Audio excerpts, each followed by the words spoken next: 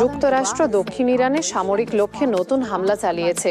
জানানো হয়েছে এটি তেহরানে তেল ট্যাংকারে হামলার জবাব হিসাবে করা হয়েছে।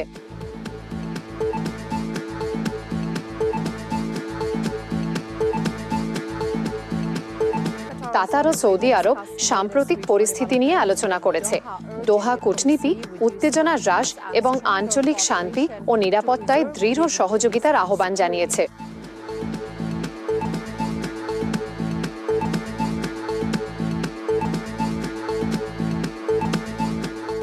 মার্কিন মধ্যস্থতায় যুদ্ধবিরতির মধ্যেও দক্ষিণ গাজায় ইসরায়েলি হামলায় এক শিশুসহ 2 জন নিহত ও বেশ কয়েকজন আহত হয়েছেন।